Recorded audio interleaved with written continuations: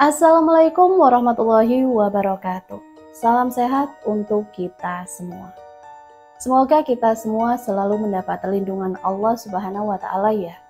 Diberikan nikmat sehat walafiat serta dimudahkan segala urusannya. Amin ya robbal alamin. Kesempatan kali ini Mimin akan membagikan satu cerita misteri. Seperti apa ceritanya? Mari kita mulai.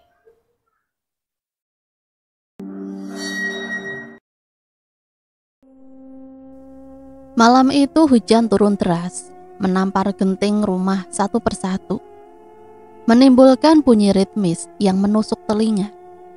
Angin ikut berlari di luar, membawa aroma tanah basah yang merembas lewat celah-celah jendela kayu. Alia duduk di ruang tamu, menatap jam dinding yang sudah menunjukkan pukul 11 lewat 15 menit. Tangannya tak henti-hentinya menggenggam ponsel. Sesekali menekan nomor suaminya, Raka. 3 kali panggilan ia lakukan, tapi semuanya berakhir sama. Nada sambung panjang, tak terjawab. "Kenapa belum pulang juga, Kak?" Bisiknya lirih, seakan-akan ada yang bisa mendengar selain dirinya sendiri. Biasanya Raka sudah sampai rumah jam 9 malam. Sekalipun lembur, ia selalu mengabari. Namun malam itu, pesan yang Alia kirimkan hanya centang 1.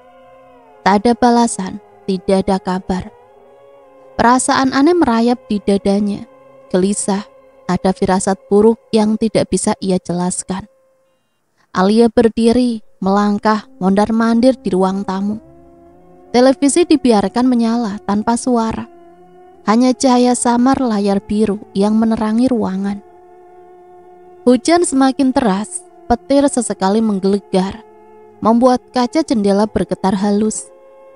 Alia menutup wajah dengan kedua tangannya. Ia mencoba menenangkan diri, tapi rasa cemas makin kuat. Jam dinding berdentang 12 kali, tengah malam. Ia menarik nafas dalam-dalam, lalu memutuskan untuk menunggu di kursi, sambil memeluk selimut tipis. Matanya hampir terpejam ketika tiba-tiba suara ketukan pintu terdengar jelas 3 kali berirama pelan. Alia langsung membuka mata, jantungnya berdegup kencang, bercampur antara lega dan takut. Ia melirik jam dinding, pukul 2 dini hari. "Raka," suaranya bergetar, nyaris berbisik. Di balik pintu, hujan masih mengguyur. Namun suara langkah berat terdengar samar-samar di teras rumah. Dengan tangan gemetar, Alia berdiri dan berjalan menuju pintu. Mencoba menyingkirkan rasa takut yang tiba-tiba tumbuh di dadanya. Ia meraih gagang pintu, lalu berhenti sejenak. Ada hawa dingin yang merambat dari balik kayu pintu, menusuk hingga ke tulang. Ketukan itu terdengar lagi, kali ini lebih pelan. Alia menarik nafas panjang, menelan ludah, dan perlahan memutar kunci pintu. Pintu berderit pelan ketika Alia membukanya. Hembusan angin malam langsung menerpa wajahnya, membawa hawa dingin yang menusuk kulit. Hujan masih deras, namun yang membuatnya tercekat bukanlah cuaca, melainkan sosok yang berdiri di ambang pintu. Raka.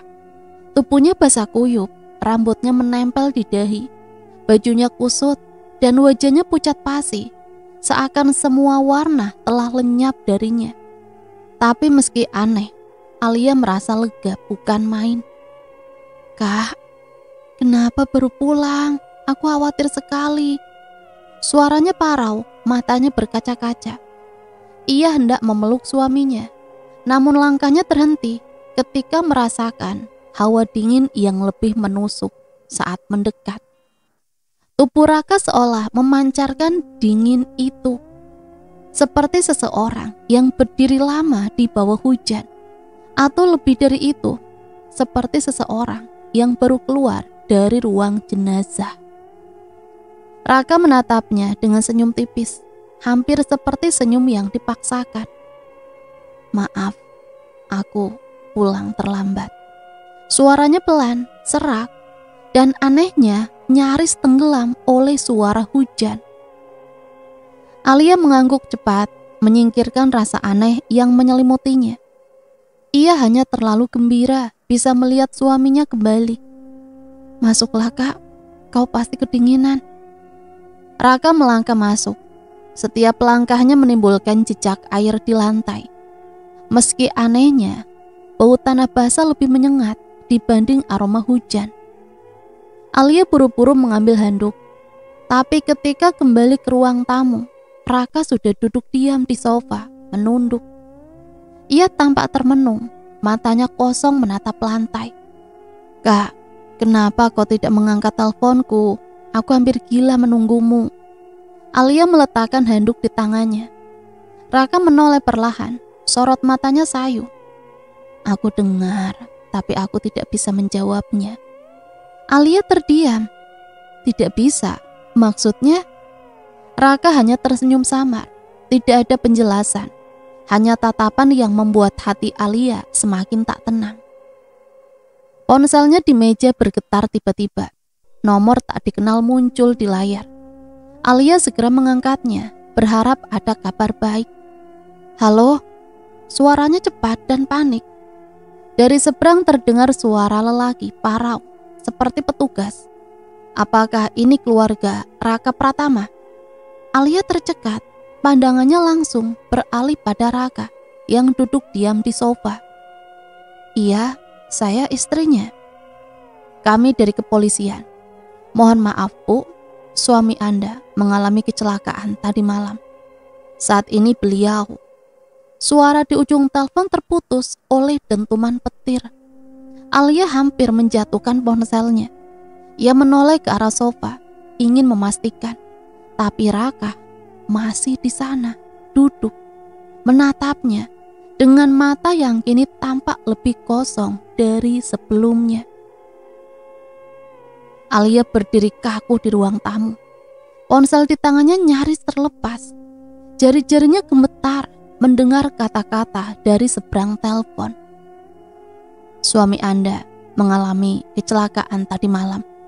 Kalimat itu berputar-putar di kepalanya, menabrak logika yang baru saja melihat Raka basah kuyup masuk ke rumah. Ia ingin berteriak, ingin menyangkal, tapi tenggorokannya tercekat. Tidak mungkin, bisik Alia, matanya menatap sosok suaminya di sofa. Raka hanya menunduk, tangan dinginnya menggenggam lutut. Tubuhnya tampak semakin pucat di bawah cahaya lampu ruang tamu. Alia menutup telepon tanpa menjawab, lalu melangkah mendekat. Kak, mereka bilang kamu kecelakaan. Itu bohong kan? Suaranya bergetar, hampir tak sanggup keluar. Raka menoleh perlahan, bibirnya mengulas senyum yang aneh. Senyum yang bukan menghibur, melainkan membuat bulu kuduk Alia meremang. Aku memang pulang, Alia. Tapi hanya sebentar. Jantung Alia serasa berhenti berdetak. Tiba-tiba terdengar suara ketukan di pintu depan. Suaranya tegas, lebih keras daripada ketukan yang pertama kali ia dengar 2 jam lalu. Alia menoleh kaget, padahal jelas ia baru saja membuka pintu untuk Raka. Lalu siapa yang mengetuk sekarang? Ketukan itu berlanjut, teratur, menuntut untuk segera dibukakan. Kak, ada orang lain di luar? Tanya Alia panik. Tapi ketika ia menoleh lagi, sofa di ruang tamu kosong. Basah air hujan yang tadi menetes di lantai pun lenyap. Seakan Raka tidak pernah ada di sana. Raka! Alia memanggil, suaranya pecah. Ia berlari ke kamar, ke dapur, bahkan membuka pintu kamar mandi. Tidak ada siapapun. Sedangkan ketukan itu semakin keras, membuat seluruh rumah bergetar halus. Dengan tubuh gemetar, Alia berjalan kembali ke ruang tamu. Setiap langkahnya berat, seolah ada yang menahan. Matanya tertuju pada pintu yang masih terkunci rapat. Kayunya bergetar tiap kali ketukan menghantam. Siapa di luar? Tanyanya terbata, menempelkan telinga ke daun pintu. Dari balik pintu terdengar suara serak, nyaris seperti bisikan. Buka, Alia, aku ingin pulang. Alia terhuyung ke belakang, matanya melebar, tubuhnya gemetar. Itu suara yang sangat ia kenal, suara Raka. Namun bukankah Raka sudah ada di dalam rumah tadi? Atau sejak kapan ia benar-benar ada? Ketukan itu terus berulang, semakin keras, semakin mendesak. Alia menatap pintu dengan tubuh lemas, nafasnya tersengal. Suara Raka yang barusan terdengar dari luar masih terngiang di telinganya. Ia ingin percaya, ingin yakin kalau suaminya benar-benar pulang. Tapi suara polisi di telepon tadi terus menghantui pikirannya.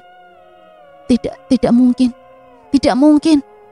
Gumamnya berusaha menepis ketakutan.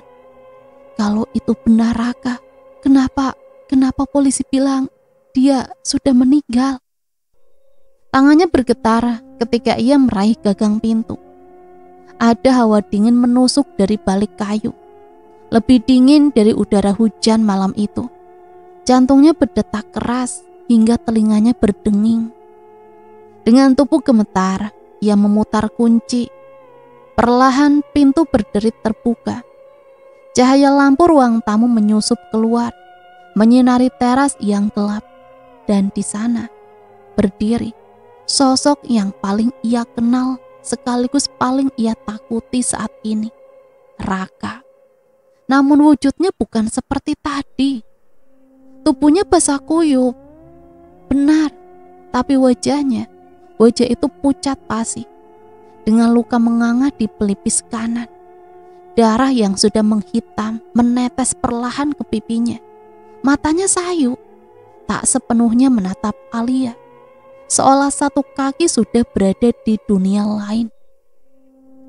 Alia, aku pulang. Suaranya serak, menggigil bersama hujan. Alia menutup mulutnya dengan tangan. Air matanya mengalir deras. Tubuhnya lunglai, hampir roboh di ambang pintu. Raka, ini tidak mungkin. Kau berdiri di sini. Tapi mereka bilang kau. Suaranya patah, tak sanggup menyelesaikan kalimat itu.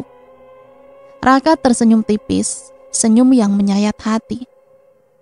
Aku memang pulang, tapi bukan untuk tinggal. Alia menatapnya dengan pandangan kosong. Pikirannya kacau. Tubuh Raka tampak semakin rapuh, seperti bayangan yang setiap saat bisa lenyap. Namun hawa dingin yang memancar darinya nyata, menusuk tulang hingga Alia menggigil. Tanpa sadar air mata Alia jatuh membasahi pipi. Ia ingin memeluk Raka, ingin memastikan tubuh itu benar-benar ada. Tapi ketika ia melangkah maju, udara di sekelilingnya bergetar dan suara petir menggelegar di langit. Sosok Raka menunduk lalu berbisik lirih. Aku hanya ingin melihatmu sekali lagi. Dan sebelum Alia sempat menyentuhnya, angin kencang berhembus menerpa rumah, membuat pintu terbanting keras. Saat dibuka kembali, teras sudah kosong. Raka lenyap begitu saja.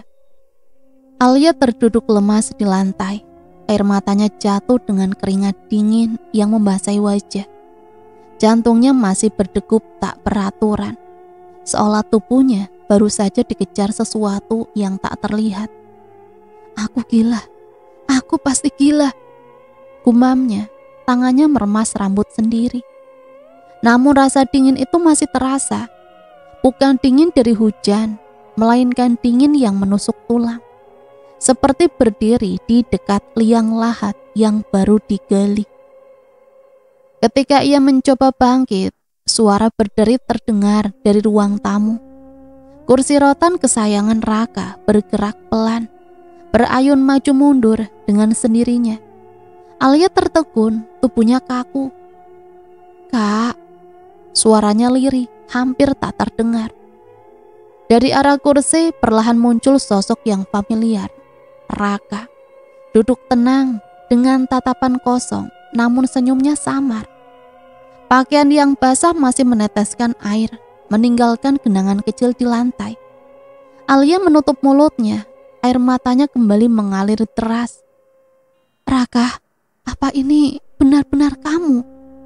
Raka menoleh, sorot matanya seolah dalam tapi kosong, seperti lautan gelap tanpa dasar. "Alia, aku pulang, tapi bukan untuk tinggal bersamamu." "Apa maksudmu? Jangan bicara begitu, Kak. Aku menunggumu. Aku selalu menunggumu." Alia terisak, merangkak mendekati kursi itu.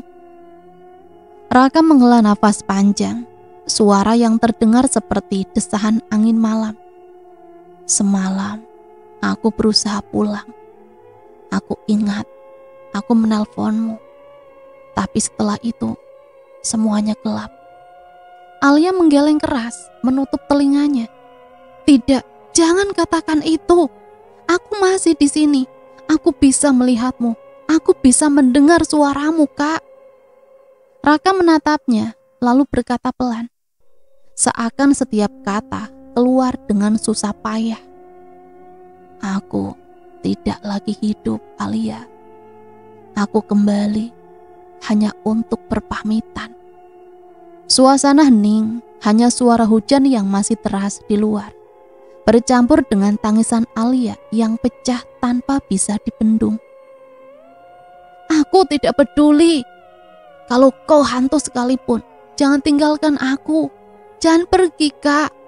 Aku tidak bisa sendiri."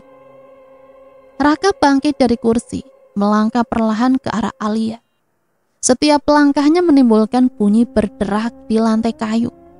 Namun bayangannya tak pernah muncul di dinding. Ia jongkok di hadapan istrinya, lalu mengangkat tangannya untuk mengusap air mata Alia. Tapi jari-jarinya hanya menembus pipi itu, tak mampu menyentuhnya. Senyum tipis terukir di wajah pucatnya. "Maaf, Alia. Aku hanya pulang untuk memberitahumu jasadku." Tangisan Alia akhirnya mereda setelah tubuhnya terlalu lelah untuk terus melawan kenyataan. Raka masih duduk di hadapannya dengan senyum samar yang justru membuat hati Alia semakin tersayat. Ia tidak tahu bagaimana caranya menerima semua ini. Suaminya ada di depan mata, namun sekaligus tidak benar-benar ada. "Kalau kau benar-benar sudah pergi, kenapa kau masih di sini, Kak?" Suara Alia serak, nyaris habis oleh tangis. Raka menatapnya lama. Matanya yang sayu memantulkan cahaya lampu ruang tamu, tapi tidak ada kehidupan di dalamnya. "Karena aku tidak sanggup melihatmu sendirian." Alia menunduk, menutup wajah dengan telapak tangan. Hatinya hancur. Bagian dari dirinya ingin terus menahan Raka di sini, bahkan meski dalam wujud yang bukan manusia lagi. Bagian lain sadar, semakin lama Raka berada di sini, semakin menyiksa jiwanya. "Tidurlah, Alia. Aku akan menjagamu malam ini," bisik Raka, lirih namun jelas di telinga. Alia menatapnya sekali lagi.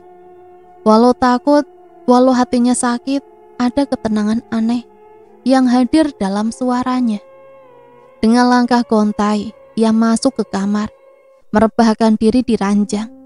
Matanya terpejam, namun air mata terus mengalir. Bayangan wajah Raka dengan luka di pelipis masih jelas terukir dalam pikirannya. Beberapa menit kemudian, rasa kantuk memaksanya menyerah. Dalam kabut mimpi yang tipis, ia merasakan beban di sampingnya.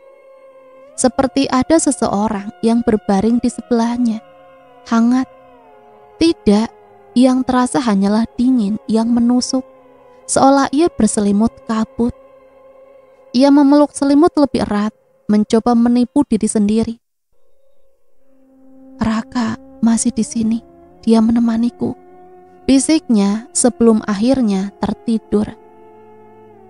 Malam itu untuk pertama kalinya sejak kecelakaan, Alia tidur dengan rasa lega sekaligus gelisah. Lega karena merasa suaminya pulang. Gelisah karena dalam hati kecilnya ia tahu Raka hanya menunda perpisahan. Dan saat fajar menyingsing, burung-burung berkicau, sinar matahari menembus tirai kamar. Alia membuka mata dengan harapan menemukan Raka di sampingnya. Namun ranjang itu kosong. Dingin yang menemaninya semalam sudah menghilang. Tidak ada genangan air, tidak ada bekas apapun. Seolah-olah semua hanya mimpi. Pagi itu Alia duduk di meja makan dengan tatapan kosong. Cangkir teh yang ia buat sejak 1 jam lalu sudah dingin, tak tersentuh. Matanya sembab, bekas tangisan semalam masih jelas. Namun di balik itu ada secercah harapan. Mungkin semua itu hanya mimpi, gumamnya, meski hatinya tahu ia tidak bermimpi. Ia masih bisa merasakan dingin di sisi ranjang, masih bisa mencium aroma samar parfum Raka. Ketukan pintu membuyarkan lamunannya. Kali ini bukan ketukan lembut, melainkan ketukan tegas dan tergesa-gesa. Dengan langkah lemas, Alia membuka pintu. Di depannya berdiri 2 orang tetangga, Pak Dharma, ketua RT, dan Puningsih yang wajahnya terlihat murung. Alia, ada kabar yang harus kau terima dengan tabah. Suara Pak Dharma berat, seolah menahan sesuatu. Alia menegang. Apa maksudnya, Pak? Puningsih maju, menggenggam tangan Alia. Suamimu, Nak, Raka, dia. Suara perempuan parubaya itu tercekat, matanya berkaca-kaca. Semalam dia kecelakaan di jalan raya. Darah Alia seakan berhenti mengalir. Tubuhnya kaku, matanya membelalak. Tidak, itu tidak mungkin, Bu. Pak Dharma menghela nafas panjang. Jenazahnya sudah dibawa ke rumah sakit, Nak. Polisi baru saja memberi kabar. Alia langsung menggeleng keras, mundur beberapa langkah. Tidak, kalian salah orang. Raka ada di sini tadi malam. Aku melihatnya. Aku bicara dengannya. Dia bahkan tidur di sampingku. Puningsih menatapnya iba. Air matanya ikut jatuh. Nak, dengarkan ibu. Kami semua tahu Raka, kami semua ikut berduka, Nak. Tubuh Alia lemas, dunia serasa berputar. Suara-suara di sekitarnya memudar. Hanya tersisa gema tangis yang ia tahan di dadanya. Ia teringat jelas sosok Raka semalam, pucat, basah, dengan luka di pelipis. Senyum tipisnya, kata-katanya yang janggal. Aku pulang, tapi bukan untuk tinggal. Tiba-tiba lututnya menyerah. Alia jatuh terduduk di lantai. Tangisannya pecah. Ia menjerit histeris, berulang kali menyebut nama suaminya. Tetangga-tetangga hanya bisa menunduk, tidak berani mengganggu lebih jauh. Dan di antara isak tangis itu, Alia mendengar bisikan samar di telinganya. Sangat jelas, seakan ada seseorang berjongkok di sampingnya. Alia, jangan menangis. Ia cepat menoleh, tapi hanya udara kosong yang menemaninya. Tangisan Alia belum reda ketika suara gaduh terdengar dari luar rumah. Beberapa tetangga berdatangan, sebagian membawa wajah muram, sebagian lagi berbisik-bisik lirik. Jenazahnya sudah dalam perjalanan ke sini. Ucap Pak Dharma pelan, seolah takut kata-katanya merobek hati Alia lebih dalam. Namun kalimat itu justru menusuk lebih tajam. Alia langsung berdiri dengan wajah panik. Tidak perlu dibawa ke sini. Raka masih hidup. Dia ada di rumah ini semalam. Aku bicara dengannya. Dia memelukku. Ia berlari ke ruang tamu, menunjuk kursi rotan tempat Raka tadi duduk. Lihat, dia di sini. Dia bicara padaku. Tetangga-tetangga saling berpandangan. Sebagian menggeleng prihatin. Puningsih mencoba mendekat, memeluk Alia. Nak, itu hanya firasatmu. Atau mungkin mimpi. Kau terlalu lelah menunggunya. Alia menepis pelukan itu dengan kasar. Jangan bilang aku bermimpi. Aku tahu mana mimpi dan mana nyata. Tubuhnya dingin. Bajunya basah kuyup. Aku bisa merasakannya. Suaranya pecah, penuh keputusasaan. Tiba-tiba terdengar deru kendaraan berhenti di depan rumah. Suara langkah tergesa terdengar mendekat. 2 petugas kepolisian masuk bersama beberapa kerabat Raka. Di antara mereka, beberapa orang mengangkat sebuah tandu panjang yang ditutupi kain putih. Astaghfirullahaladzim. Suara lirih tetangga-tetangga pecah bersamaan. Alia terpaku, tubuhnya kaku, nafasnya tercekat. Tidak, jangan bilang itu. Petugas menurunkan tandu di ruang tamu. Seorang kerabat menyingkap kain putih itu perlahan. Di baliknya, wajah pucat Raka terlihat jelas. Bibirnya kaku, kulitnya dingin, dengan luka menganga di pelipis kanan. Tepat sama seperti yang Alia lihat semalam. Raka! Alia menjerit, tubuhnya langsung roboh menubruk tandu.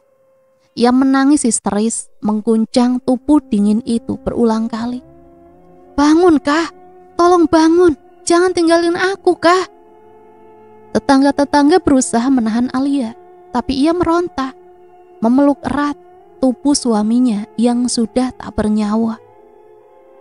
Alia, bisik Pak Dharma pelan, matanya berkaca-kaca. Ikhlaskan, dia sudah pergi, nak.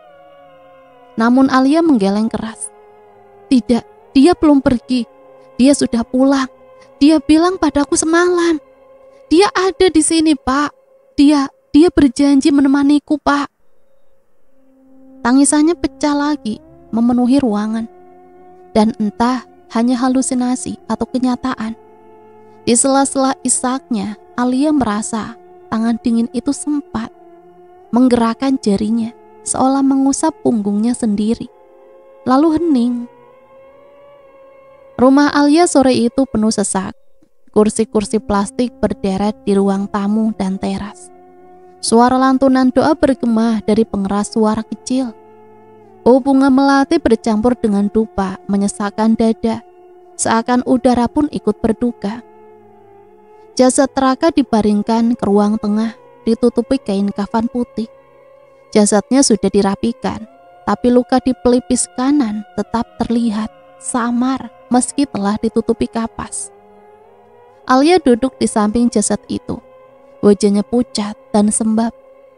Tangannya tak berhenti menggenggam kain kafan di bagian dada Raka.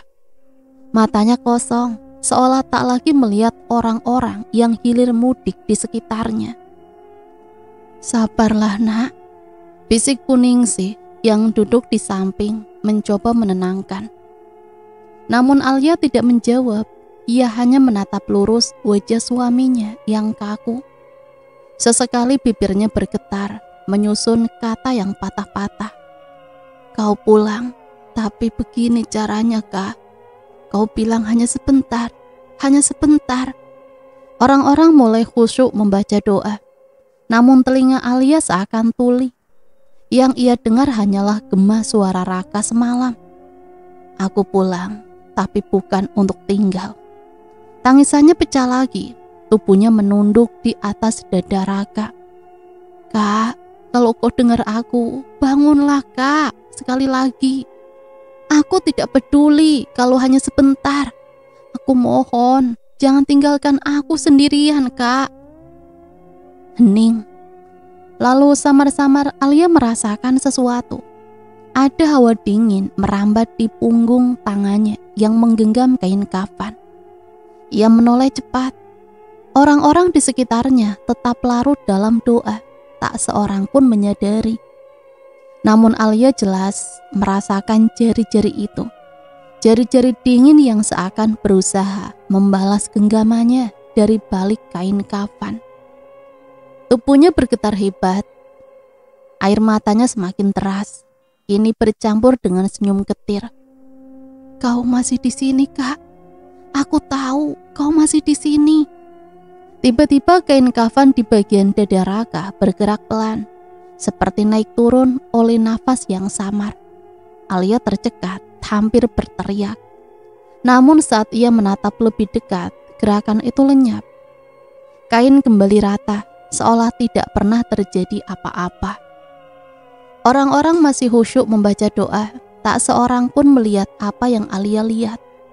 Hanya dirinya dan arwah suaminya yang masih menolak berpisah. Hari berganti malam, setelah pemakaman selesai, rumah Alia sepi. Kursi-kursi plastik telah disingkirkan.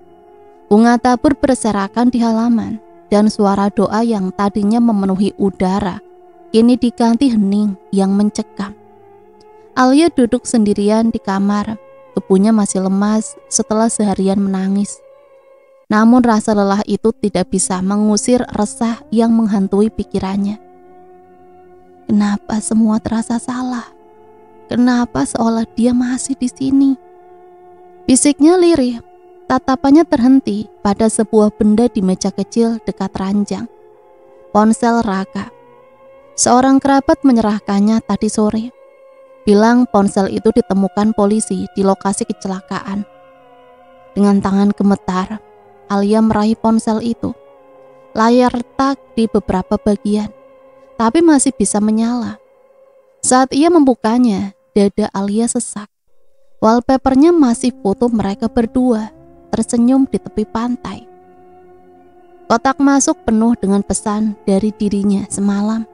Puluhan pesan panik yang tidak pernah dibalas. Namun ada satu pesan terakhir, dikirim pukul 22:45 sebelum berita kecelakaan. "Aku sedang di jalan, tunggu aku ya. Aku ingin segera pulang." Air mata Alia jatuh lagi. Ia menekan pesan itu, membaca berulang-ulang seakan tidak percaya. Kata-kata itu seperti konfirmasi bahwa Raka benar-benar berusaha pulang, dan ia memang pulang. Namun yang membuatnya merinding adalah sebuah hal lain. Di folder pesan suara, ada satu rekaman pendek, terkirim otomatis lewat aplikasi. Alia membuka dengan jari gemetar. Suara hujan deras terdengar jelas, bercampur dengan suara mesin mobil yang meraung. Lalu terdengar suara Raka, terengah tapi mantap. "Alia, kalau aku terlambat, jangan takut. Aku pasti pulang, bagaimanapun caranya." Rekaman berhenti tiba-tiba, seolah terpotong oleh sesuatu. Alia menjatuhkan ponsel, tubuhnya bergetar hebat. Kata-kata itu bukan sekedar janji biasa. Itu terdengar seperti janji dari seseorang yang tahu ia tidak akan bisa pulang hidup-hidup. Dan janji itu sudah ditepati. Malam itu rumah terasa jauh lebih sunyi dari biasanya. Semua kerabat sudah pulang, tinggal Alia sendirian ditemani rasa kehilangan yang menggerogoti hati. Kamar terasa dingin meski jendela sudah tertutup rapat. Alia berbaring di ranjang, memeluk guling yang masih berbau samar tubuh Raka. Tangisannya sudah kering, tapi matanya tetap sembab. Ia menatap langit-langit kamar kosong, berharap keajaiban terjadi. "Kak, malam pertama tanpa kamu rasanya gelap sekali. Aku takut," bisiknya lirih. Ia memejamkan mata, mencoba tidur, tapi pikirannya menolak dia. Kata-kata terakhir Raka di rekaman ponsel terus bergaung. "Aku pasti pulang, bagaimanapun caranya." Tiba-tiba terdengar suara pelan dari sisi ranjang. Bukan suara jelas, hanya seperti desahan samar. "Jangan takut." Alia tersentak, membuka mata lebar-lebar. Kamar tetap gelap, hanya cahaya lampu redup di meja kecil. Tapi ia merasakan sesuatu. Ranjang bergetar halus, seperti ada seseorang baru saja duduk di tepinya. Raka. Suara Alia bergetar. Hening sesaat, lalu lagi-lagi terdengar bisikan lembut dekat di telinganya, membuat bulu kuduknya berdiri. "Aku di sini, Alia. Aku janji menemanimu." Alia gemetar, air matanya jatuh deras. Ia tak tahu harus merasa takut atau bahagia. Dengan ragu, tangannya terulur ke sisi ranjang, menyentuh udara dingin. Tapi detik berikutnya, ia jelas merasakan sesuatu, genggaman, dingin tapi nyata. Alia terisak, memegang genggaman itu erat-erat meski tak terlihat apa-apa. "Kak, kalau ini mimpi, jangan bangunkan aku. Kalau ini nyata, jangan pergi lagi." Hening menyelimuti kamar. Namun dalam hening itu, Alia merasakan usapan lembut di kepalanya. Sama persis seperti kebiasaan Raka setiap kali menenangkannya setiap tidur. Malam pertama tanpa Raka berubah menjadi malam pertama bersama arwahnya. Pagi menjelang, tapi kamar Alia masih dipenuhi hawa dingin yang tak wajar. Ia bangun dengan mata sembab, tubuh lelah dan hati penuh campuran rasa, lega karena merasa ditemani. Tapi juga dihantui ketakutan akan kenyataan yang tak bisa ia terima. Di meja rias cermin besar yang biasa digunakan Raka untuk merapikan rambutnya, tampak memantulkan bayangan ruangan yang jelas. Alia duduk di kursi kecil, menatap wajahnya yang pucat dan mata bengkak. "Aku kelihatan seperti orang gila." Ia menunduk, merapikan rambut dengan jari. Namun ketika kembali menatap ke cermin, jantungnya berhenti sejenak. Ada bayangan lain di sana, tepat di belakangnya. Berdiri sosok laki-laki, pakaian yang basah kuyup, wajah pucat dan luka di pelipis kanan. Semua persis dengan yang ia lihat malam pertama Raka pulang. Alia terperanjat. Berbalik cepat, ruangan kosong. Tak ada siapa-siapa di belakangnya. Dengan nafas memburu, ia kembali menoleh ke cermin. Sosok itu masih ada. Sosok Raka menatapnya melalui pantulan. Bibirnya sedikit bergerak. "Jangan tinggalkan aku, Alia." Alia meraih cermin itu dengan gemetar. Tangannya menempel pada permukaan dingin kaca. Air matanya langsung jatuh. "Raka, aku tidak pernah meninggalkanmu. Kau yang pergi dari aku." Bayangan Raka di cermin mengangkat tangannya, seolah ingin menyentuh wajah Alia. Tapi hanya di cermin, bukan di dunia nyata. Setelah kejadian di depan cermin, Alia tidak bisa lagi tidur nyenyak. Malam-malam selalu dipenuhi ketakutan, bercampur rindu. Ia sering terbangun oleh suara-suara yang tidak jelas. Langkah kaki di lorong, ketukan pelan di pintu kamar, atau suara nafas berat di dekat telinganya. Malam itu hujan turun deras, angin mengetuk-ngetuk jendela, membuat tirai bergetar. Alia berbaring dengan selimut menutup tubuh, tapi matanya enggan terpejam. Ia merasa diawasi, seolah ada mata lain yang menatapnya dari kegelapan. Tiba-tiba pintu kamar berderit pelan. Alia menahan nafas. Di balik pintu yang sedikit terbuka, bayangan panjang terlihat merayap ke dalam kamar. Bukan bayangan kursi, bukan juga pohon dari luar. Bayangan itu berbentuk tubuh manusia, berdiri tegak, tidak bergerak. Raka, bisiknya dengan suara parau. Bayangan itu tetap diam. Lalu perlahan terdengar langkah masuk. Alia gemetar, tubuhnya mundur hingga punggung menempel ke dinding. "Kalau itu kamu, tolong jangan buat aku takut. Langkah itu berhenti tepat di samping ranjang. Hawa dingin langsung menyelimuti kamar. Dalam cahaya remang, Alia bisa melihat samar sosok Raka berdiri di sana. Pakaian basah, wajah pucat, luka di pelipis, persis sama seperti malam pertama ia pulang. Kenapa kau tidak biarkan aku ikut denganmu? Alia berbisik, air matanya jatuh. Sosok itu menunduk, bibirnya bergerak, tapi tidak ada suara. Yang terdengar hanyalah desisan lirih, seperti angin melewati celah pintu. Alia menutup wajahnya dengan tangan. Jangan bisikan aku dengan cara itu, aku takut. Namun desisan itu makin dekat, tepat di telinganya. Hingga akhirnya ia bisa menangkap kata-kata samar. Aku tidak tenang, Alia. Kata-kata itu terus terngiang di telinga Alia. Aku tidak tenang. Seketika bulu kuduknya berdiri, hatinya dilanda campuran ngeri dan iba. Apa yang membuat Raka tidak tenang? Bukankah ia sudah dimakamkan dengan layak? Doa sudah mengalir tanpa henti. Sosok itu semakin dekat, hingga akhirnya duduk di tepi ranjang. Membuat tubuh Alia ikut bergoyang. Ia menahan nafas, kedua tangannya bergetar hebat di atas selimut. Lalu tangan dingin itu menyentuh pipinya. Sentuhan yang begitu akrab, namun kini terasa asing, dingin, berat, dan menusuk tulang. Alia menutup mata, air matanya jatuh deras. Raka, kalau kau tidak tenang, katakan apa yang harus kulakukan.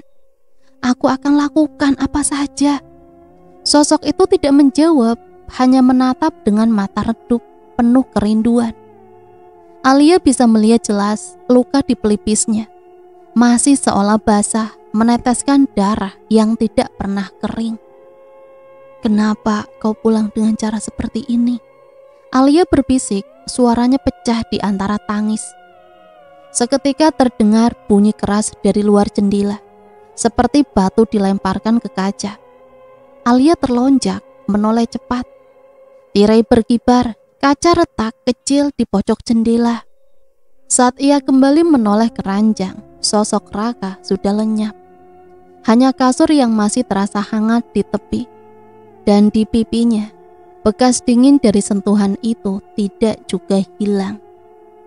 Alia menatap tangannya sendiri yang gemetar. Kak, kalau kau butuh aku, jangan bisikan dalam mimpi. Katakan jelas sebelum aku benar-benar ikut ke tempatmu. Jam dinding menunjukkan pukul 12 malam. Hujan sudah reda, menyisakan suara tetesan air dari talang rumah. Alia baru saja terlelap ketika ponselnya bergetar di meja samping ranjang. Ia membuka mata dengan berat, merasa aneh siapa yang menelpon sepagi itu. Dengan malas ia meraih ponsel dan melihat layar. Darahnya langsung berdesir. Nama yang muncul di layar, Raka. Alia terperanjat, hampir menjatuhkan ponsel. Tangannya gemetar hebat. Tidak mungkin. Nomor itu seharusnya sudah tidak aktif. Ponsel Raka yang rusak kini ada di tangannya, mati total. Tapi panggilan itu nyata. Layar ponsel bergetar, suara dering menusuk telinga.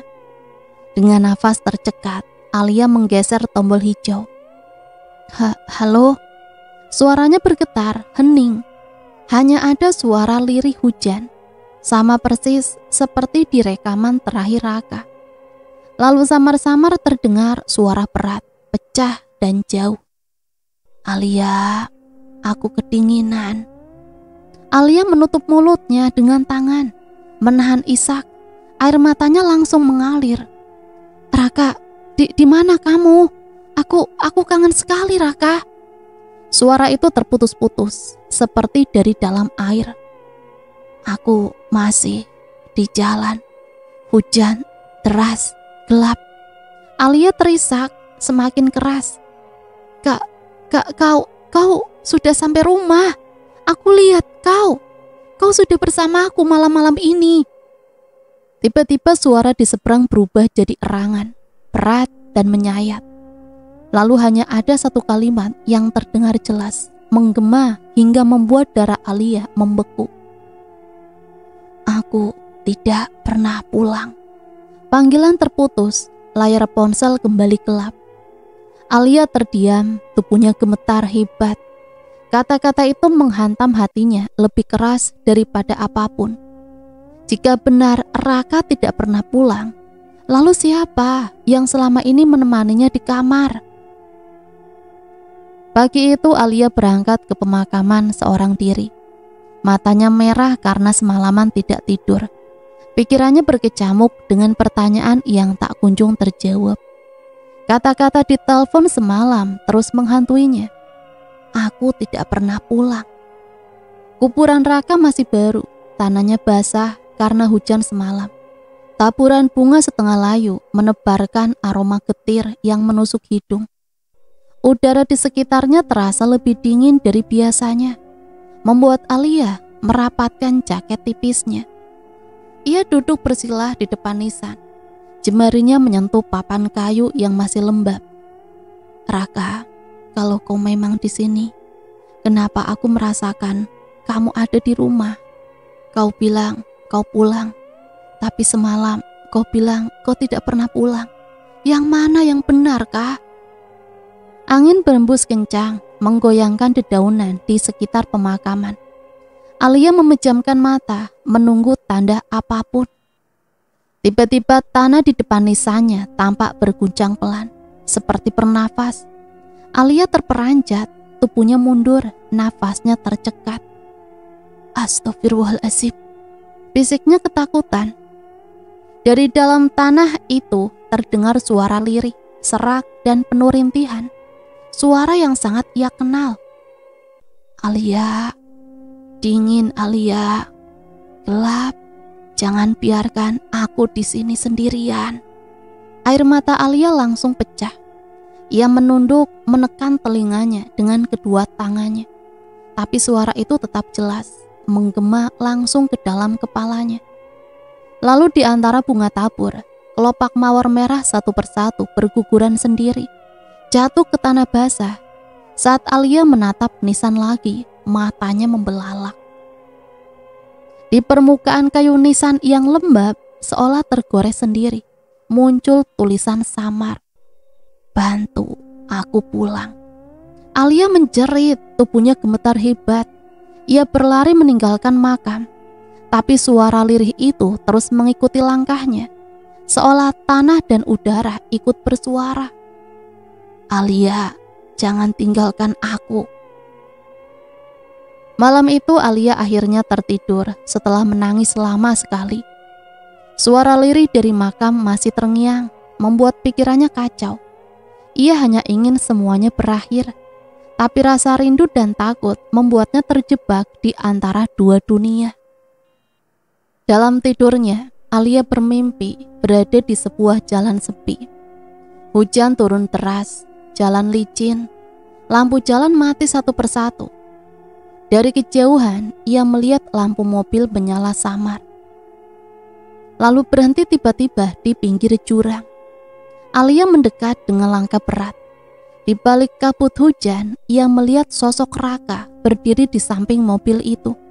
Wajahnya pucat, pakaiannya basah, dan luka di pelipisnya masih meneteskan darah. Raka, sosok itu menoleh, matanya redup penuh duka. Aku sudah pulang padamu, tapi bukan dengan raga. Air mata Alia jatuh deras. Kenapa kau bilang kau tidak pernah pulang? Kau membuatku bingung, Kak. Raka mendekat, tangannya terulur. Aku terjebak di antara jalan ini dan rumah kita. Tubuhku sudah di tanah, tapi jiwaku belum bisa pergi. Ada sesuatu yang tertinggal. Alia, sesuatu yang belum kau ketahui. Apa itu? Katakan, Kak. Apa yang bisa membuatmu tenang? Cari kotak kecil di laci meja kerjaku. Di sana ada jawabannya. Tolong aku, Alia. sebelum terlambat. Alia berusaha meraih tubuhnya, tapi ia terjaga dengan teriakan. Nafasnya memburu, tubuhnya basah oleh keringat dingin. Pagi buta Alia masih terduduk di tepi ranjang. Mimpi itu terasa begitu nyata, hingga nafasnya masih tersengal. Jantungnya berdegup tak beraturan. Pandangannya tak lepas dari meja kerja Raka di sudut kamar. Perlahan ia bangkit dan berjalan mendekat. Laci bawah yang disebut Raka dalam mimpi tampak biasa saja. Tertutup rapat dengan gagang kayu yang sudah agak kusam. Namun entah kenapa, Alia merasa hawa dingin merambat dari sana. Tangannya bergetar ketika membuka kunci itu.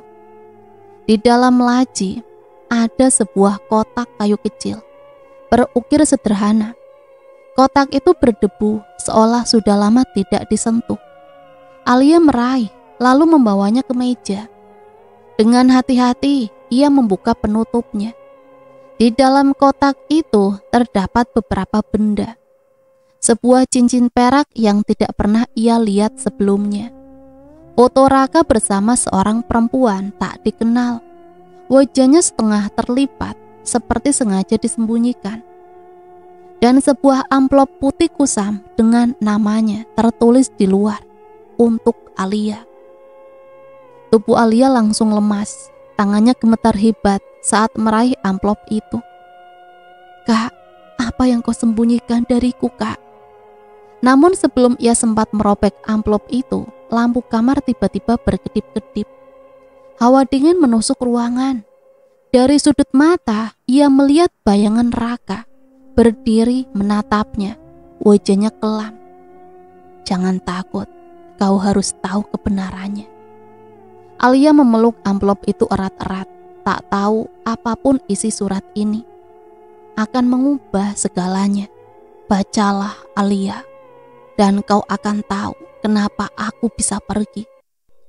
Dengan tangan gemetar, Alia akhirnya merobek tepi amplop. Jantungnya berdebar kencang, seakan tubuhnya tahu bahwa kebenaran di dalam surat itu akan mengubah segalanya. Sepotong kertas terlipat rapi di dalamnya. Tinta hitam di atas kertas sudah agak pudar, tapi jelas tulisan tangan Raka. Huruf yang Alia kenal betul. Ia menarik nafas panjang, lalu membacanya. "Alia, istriku, kalau kau membaca surat ini, berarti aku sudah tidak lagi bersamamu.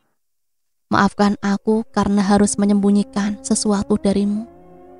Ada bagian hidupku yang tidak pernah ku ceritakan, karena aku takut kehilanganmu.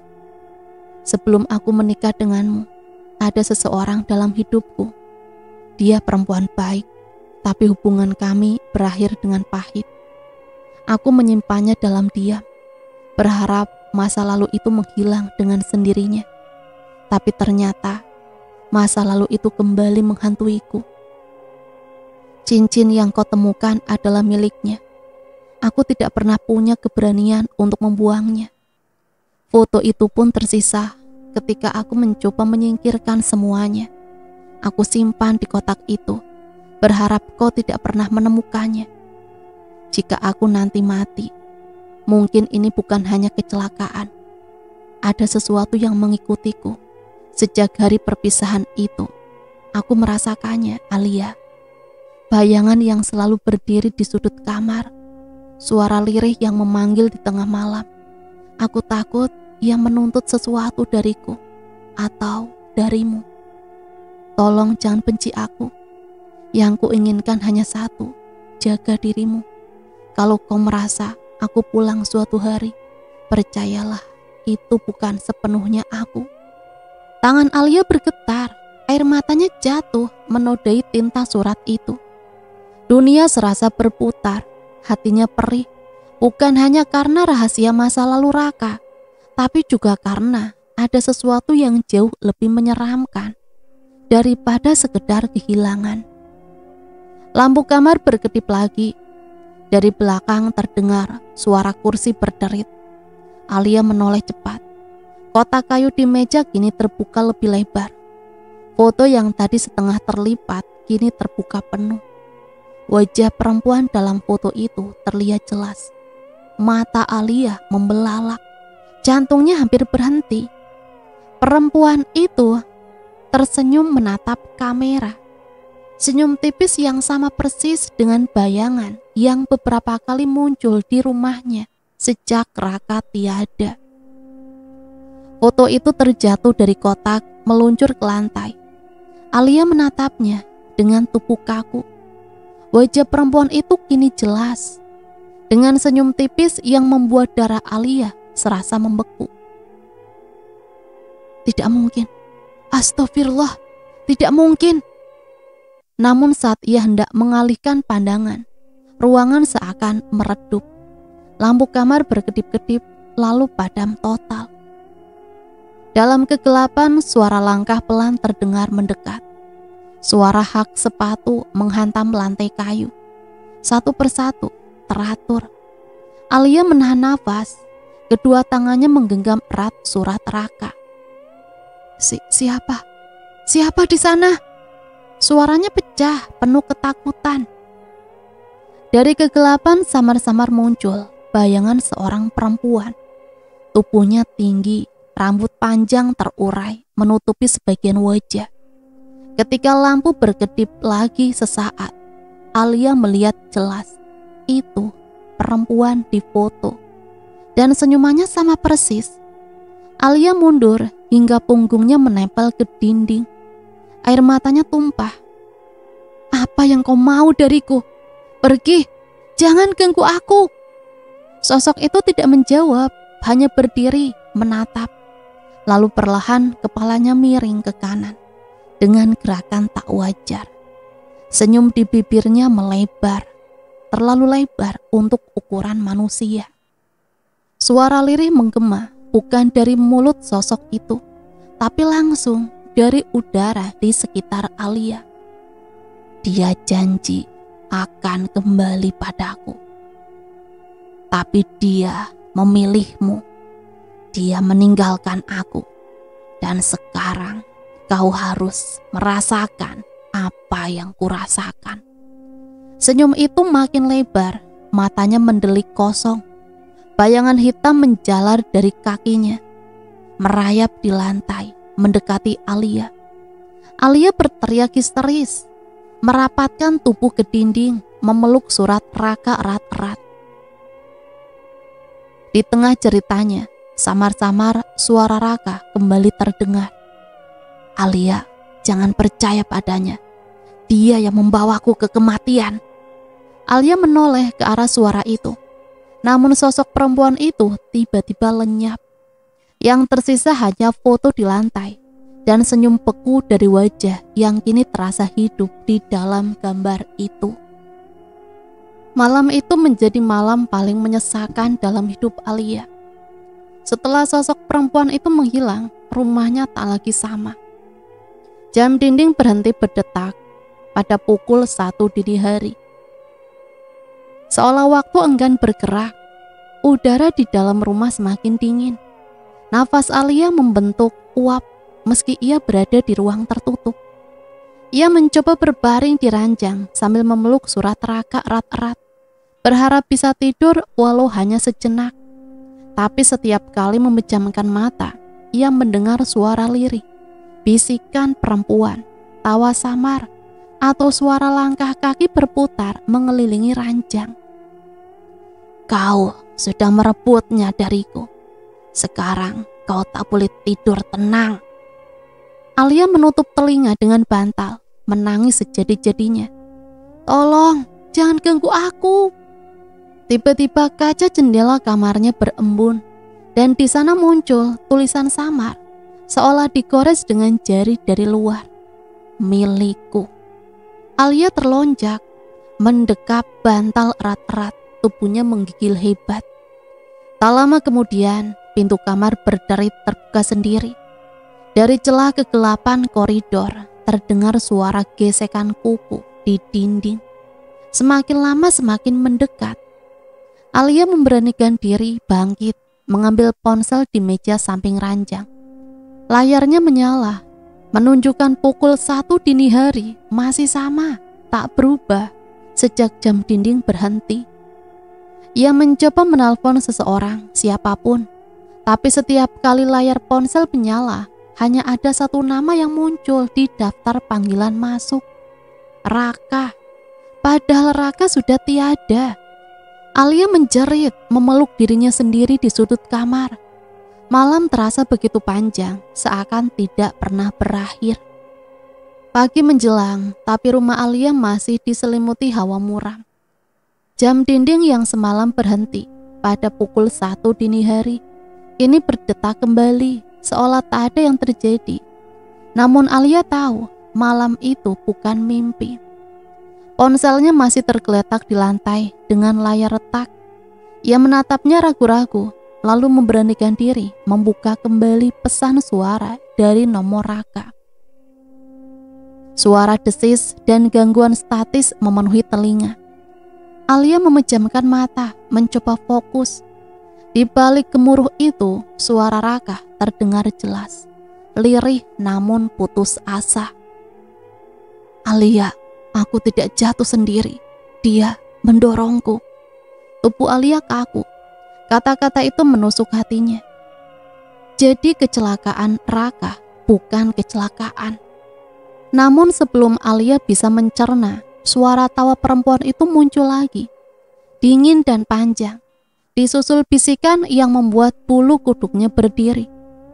Kalau aku tidak bisa memilikinya, maka tidak ada yang boleh memilikinya. Pesan suara berhenti, sunyi. Alia menutup mulutnya, menahan isak.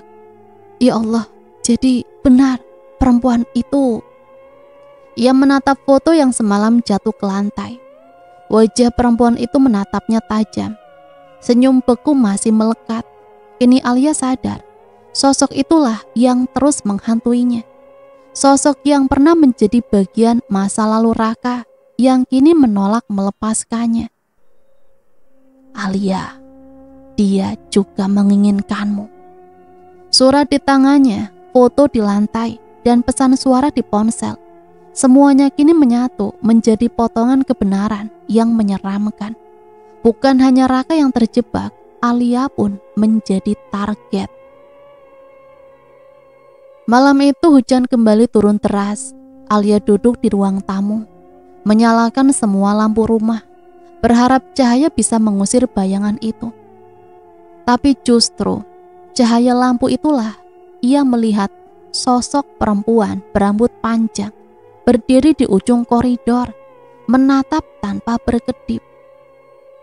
Astagfirullahaladzim. Alia mundur, tubuhnya gemetar. Perempuan itu melangkah maju, langkahnya berat tapi pasti.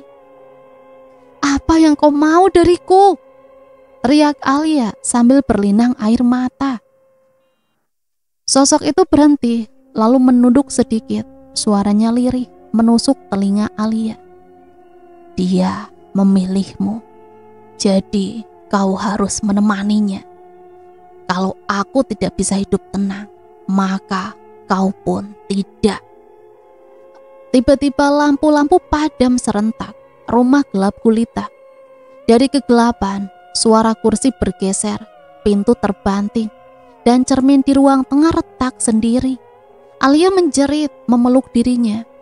Namun lebih mengerikan lagi, tiba-tiba tubuh Alia terasa berat. Seperti ada sesuatu yang merayap ke dalam dirinya. Nafasnya tersengal, tenggorokannya tercekat. Bayangan perempuan itu tidak lagi berdiri di koridor, melainkan kini menempel di tubuh Alia. Bayangan wajahnya muncul samar di permukaan kaca jendela di sampingnya. Aku akan tinggal bersamamu selamanya. Alia menjerit histeris, berlari ke kamar dan mengunci pintu. Ia merosot ke lantai, tubuhnya lemas. Alia terduduk di lantai kamar, tubuhnya gemetar hebat. Suara dari Raka masih dalam genggamannya. Sementara suara ketukan di pintu terus berulang. Di balik pintu, suara yang begitu ia kenal memanggil pelan. Alia, ini aku, bukalah, jangan takut. Air matanya mengalir deras. Itu suara Raka. suara hangat yang dulu selalu membuatnya merasa aman. Tapi di antara lirihnya, ia masih mengingat peringatan dalam pesan suara. Kalau aku pulang suatu hari, percayalah itu bukan sepenuhnya aku. Ketukan berhenti sejenak, hening. Alia menahan nafas. Tiba-tiba suara lain terdengar, berat, pecah, dan penuh ketakutan. Alia, jangan buka pintunya. Itu bukan aku. Dia mencoba memperdayamu. Kedua suara itu bertumpuk dalam kepalanya, membuatnya hampir gila. Tangannya gemetar di gagang pintu. Ya Allah, mana yang benar? Lalu sesuatu terjadi. Cermin di dalam kamar bergetar, retak hingga pecah berkeping-keping. Dari serpihan itu, Alia melihat dua bayangan. Raka dengan wajah penuh luka dan perempuan berambut panjang dengan senyum tipisnya. Bayangan perempuan itu berbisik dari cermin yang pecah. Buka pintunya, Alia. Biar aku masuk. Biarkan aku bersamamu. Sementara bayangan Raka berusaha menahan. Suaranya serak. Tutup rapat pintumu. Hanya itu yang bisa menyelamatkanmu. Alia menjerit, menutup telinganya. Ia terjebak antara dua suara. Dua dunia, cinta dan kutukan. Dengan sisa tenaga, ia menengadah, berdoa lirih. Ya Allah, lindungi aku ya Allah, beri aku petunjuk. Hening. Tiba-tiba hawa dingin di kamar menghilang. Angin berembus lembut melalui celah jendela, membawa harum bunga melati. Dari arah surat yang ia genggam, terdengar bisikan lirih, jelas suara Raka. Alia, jangan buka pintunya. Doakan aku pergi dengan tenang. Alia terisak, tubuhnya gemetar. Tapi ia akhirnya melepaskan gagang pintu itu. Ia mundur, merapatkan tubuh ke dinding, dan menutup mata sambil terus melafalkan doa. Pintu kamar bergetar keras, dihantam dari luar. Suara perempuan itu menjerit marah, berubah menjadi raungan panjang, menggetarkan seluruh rumah. Kau miliknya Alia. Kalau begitu, kau akan menemaninya di kematian. Tiba-tiba suara itu lenyap, pintu berhenti bergetar, sunyi menyelimuti ruangan. Alia membuka mata perlahan, cermin di hadapannya kini pecah sepenuhnya, hancur berkeping di lantai. Dari serpihan terakhir, wajah Raka terlihat tersenyum sendu sebelum memudar. Hanya ada satu kalimat terakhir yang terdengar, lembut tapi pasti. Terima kasih Alia, sekarang aku bisa pergi. Air mata Alia tak terbendung, ia terisak keras. Tapi dalam hatinya tahu Raka akhirnya bebas dari jerat masa lalu. Di luar fajar menyingsing, cahaya matahari pertama masuk melalui jendela, mengusir sisa-sisa kegelapan malam itu. Alia menatap ke langit, berbisik lirih. Selamat jalan Kak. Aku akan selalu mencintaimu. Beberapa bulan berlalu sejak malam penuh teror itu. Alia kini tinggal bersama orang tuanya, meninggalkan rumah yang pernah ia bangun bersama Raka. Rumah itu kosong, terkunci rapat. Namun warga sekitar masih berbisik bahwa mereka sering mendengar suara tangisan perempuan di malam hari. Alia sendiri hidup dengan luka yang tak akan pernah sembuh. Setiap kali ia menatap cincin kawin di jarinya, hatinya perih. Tapi ia juga menemukan kekuatan baru, kekuatan untuk bertahan meski sendirian. Ia sering bermimpi bertemu Raka, namun kali ini Raka datang dengan wajah tenang, bukan lagi penuh luka. Dalam mimpi terakhirnya, Raka hanya berkata singkat, "Jangan takut Alia, aku bahagia sekarang. Hiduplah untukmu sendiri." Ketika Alia terbangun, ia tahu mimpi itu adalah perpisahan terakhir. Meski begitu, sesekali ia masih merasa Raka ada di sekitarnya. Dalam hembusan angin lembut, dalam wangi melati yang tiba-tiba hadir, dalam suara samar yang membisikkan doa. Namun ada satu hal yang selalu mengusiknya. Di sudut mimpinya yang lain, ia masih melihat sosok perempuan berambut panjang berdiri jauh di belakang Raka, menatapnya dengan tatapan penuh dendam. Alia hanya bisa berdoa, semoga roh itu tidak pernah lagi menemukan jalannya kembali ke dunia. Tapi jauh di lubuk hati, Alia tahu beberapa pintu sesekali terbuka tidak pernah benar-benar tertutup. Dan cerita selesai sampai di sini.